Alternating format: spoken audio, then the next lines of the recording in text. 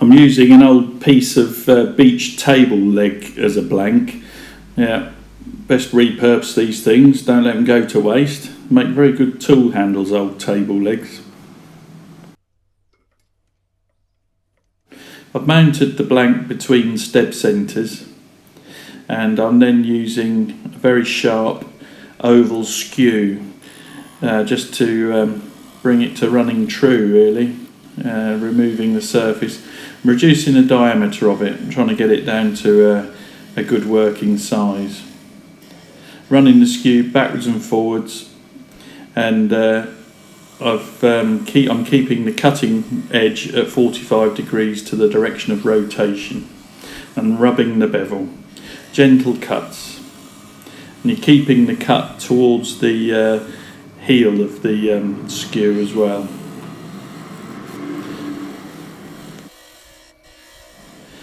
I'm using an oval skew, but really it doesn't matter whether you're using an oval or a flat, more conventional skew chisel. I have no real preference for either. It's just my biggest skew is an oval skew, and for this sort of cut, I like the bigger the skew the better, really. The oval skews are very good. If you're rolling the skew, you've arguably probably got a little bit more control, but I don't think there's much in it really, and they're certainly harder to sharpen, the oval skews.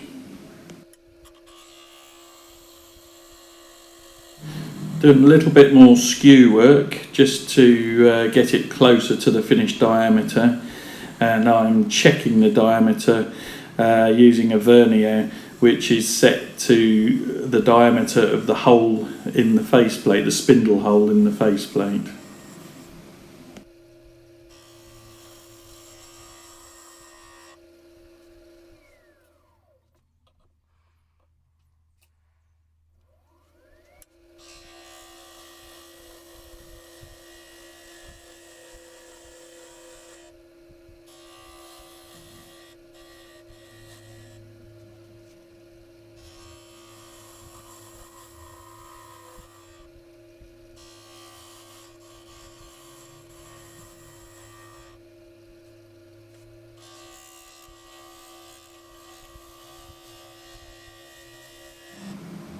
Now the diameter is almost correct, I'm switching to a Robert Sorby sizing tool, which is a sort of gadget that you fix onto a parting tool or a bedan, and it creates the exact diameter of tenon that you want.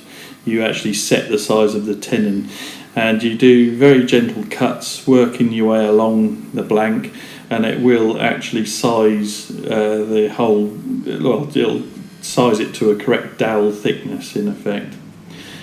First time I've used this, tricky to get used to. You've got several things to keep an eye on. You've got to keep your tool on the tool rest. You've got to note where the sizing tool is sitting, making sure you're pulling against the blank with the sizing tool, and maintaining a good cutting angle. Yeah, there's quite a learning curve to it, but it was fairly simple to use once I got the hang of it, and certainly produced a very accurate tenon. But I'm just working my way along, doing small cuts, and then running it backwards and forwards just to get the dowel.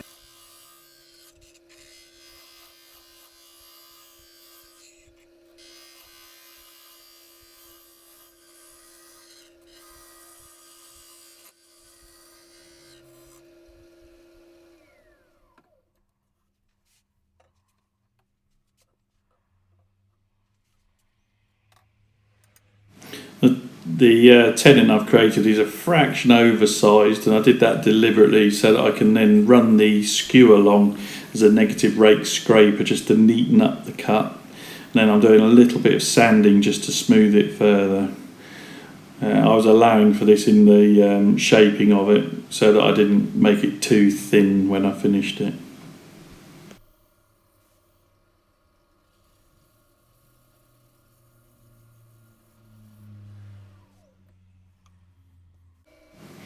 Using the sizing tool again just to create a narrower, thinner tenon on the handle end of the tool, and this is just so that I can insert it into the chuck jaws.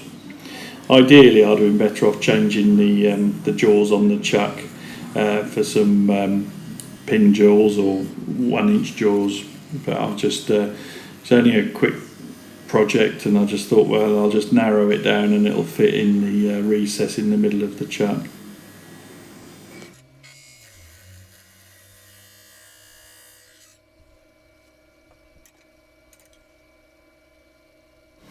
Here I'm using a spindle gouge just to create a bit of clearance ready for parting off. Just shaping that a little bit. And then I'm getting my parting tool and parting off bit by bit. You have to just create a bit of clearance just so the parting tool doesn't bind. So you probably ended up with about 2 parting tool widths as you go further in. And as I get near the end, I hold the workpiece with one hand as I gently part off with the other.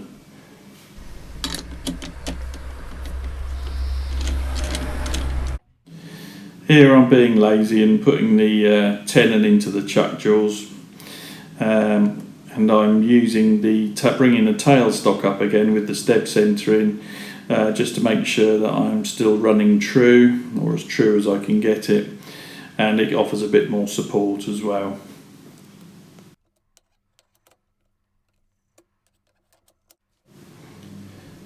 I'm using the skew again just to resize it a fraction. It was a little bit tight, so just resizing it a tiny bit, running backwards and forwards very gently, using the skew as a negative rake scraper.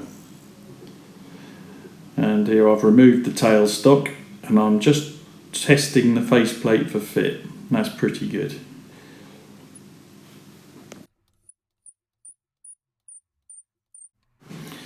I'm using my Jacob's chuck here with a 3mm drill bit.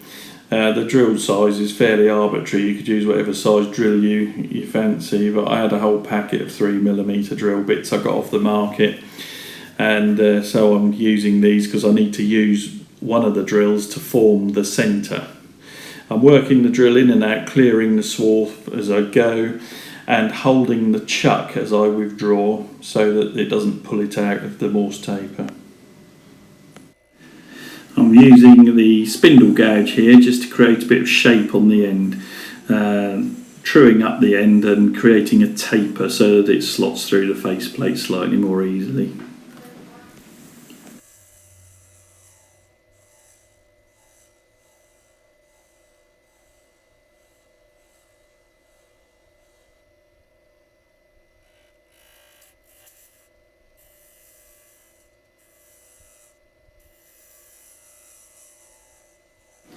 I'm getting ready to part off here using a parting tool just at the handle end.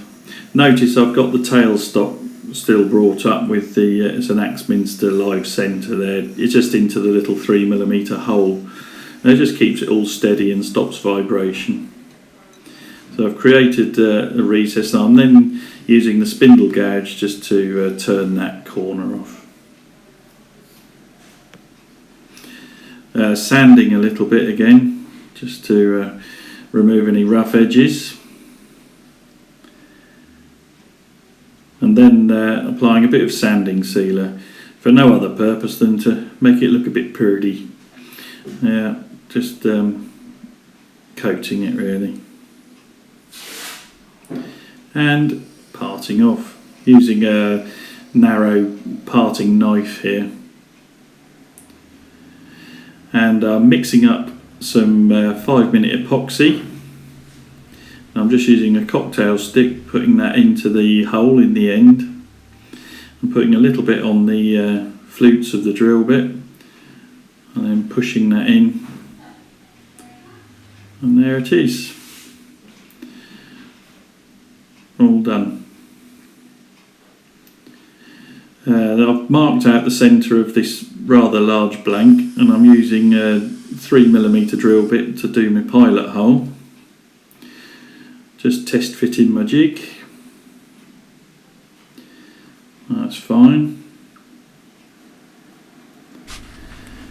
and I then thread the jig through the faceplate. There's a bit of extra length here which helps you eyeball the point into the pilot hole.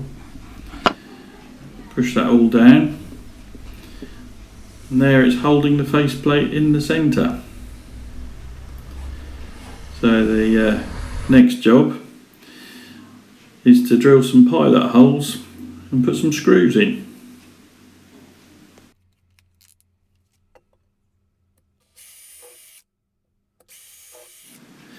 I'm using an impact driver to put the screws in.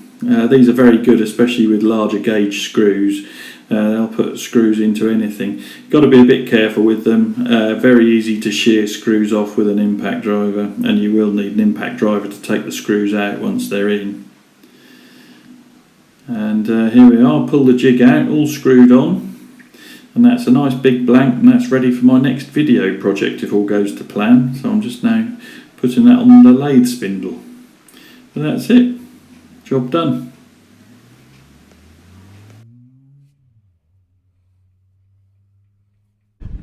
Just a quick video this time to show this little jig I've made for centering your faceplates on your blanks, on your bowl blanks.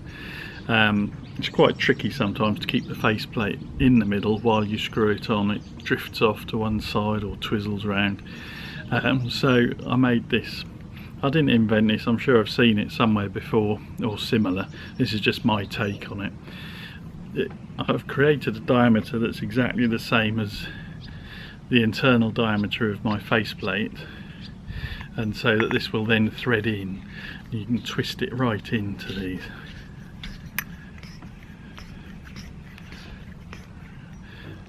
And you can see there's that central thing, and I made that central point out of a 3mm drill bit, just a cheap packet of them I got off the market. I used that to drill the hole, and I then glued it in using some quick setting epoxy resin. But then you can position that, you drill a hole in the middle of your blank, a 3mm hole, put that in there, and then it's ready. It'll hold it central while you screw it in. Slightly tighter on this faceplate than the other faceplate I've got. The threads are slightly tighter on this. But there you go. Very simple little shop project, and coming very useful time and time again really. But there you go.